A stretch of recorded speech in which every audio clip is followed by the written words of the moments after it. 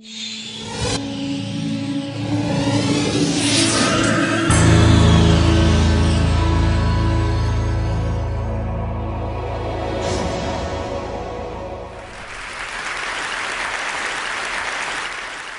is a photograph by the artist Michael Najjar, and it's real in the sense that he went there to Argentina to take the photo. But it's also a fiction. There's a lot of work that went into it after that. And what he's done is he's actually reshaped digitally all of the contours of the mountains to follow the vicissitudes of the Dow Jones Index. So what you see, that precipice, that high precipice with the valley, is the 2008 financial crisis. The photo was made when we were deep in the valley over there. I don't know where we are now. This is the Hang Seng Index for Hong Kong. And similar topography, I wonder why. And this is art, right? This is metaphor. But I think the point is that this is metaphor with teeth. And it's with those teeth that I want to propose today that we rethink a little bit about the role of contemporary math, not just financial math, but math in general, that it's transitioned from being something that we sort of extract and derive from the world to something that actually starts to shape it.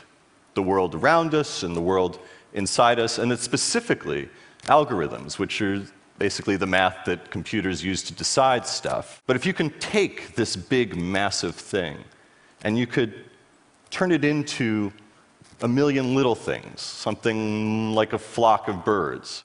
And I said, oh, because those have been in the news lately. And I said, how does that work? And he said, well, there's 2,000 physicists on Wall Street now, and I'm one of them. And I said, well, so what's the black box for Wall Street?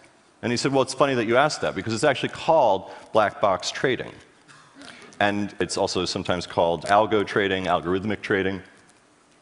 And algorithmic trading evolved in part because institutional traders have the same problems that the United States Air Force had, which is that they're moving these positions, whether it's Procter & Gamble or Accenture or whatever, they're moving like 1 million shares of something through the market. And if they do that all at once, it's like playing poker and just going all in right away, right? You just tip your hand. And so they have to find a way, and they use algorithms to do this, to break up that big thing into 1 million little transactions.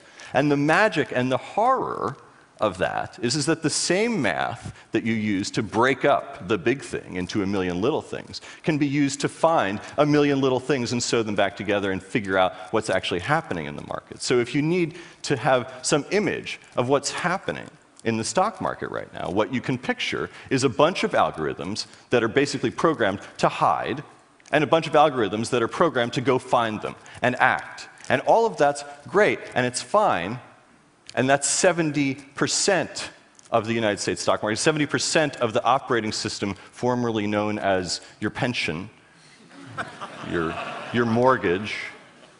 And what could go wrong, right? What could go wrong is that a year ago, 9% of the entire market just disappears in 5 minutes, and they called it the flash crash of 245, right? All of a sudden, 9% just goes away. And nobody, to this day, can even agree on what happened, because nobody ordered it. Nobody asked for it. Nobody had any control over what was actually happening. All they had was just a monitor in front of them that had the numbers on it and just a red button that said, stop. And that's the thing, right, is that we're writing things. We're writing these things that we can no longer read. And we've rendered something kind of illegible. And we've lost the sense of what's actually happening. So this is one that they found. They called the knife, the carnival, the Boston shuffler, Twilight. And the gag is that, of course, these aren't just running through the market. Right? You can find these kinds of things wherever you look once you learn how to look for them.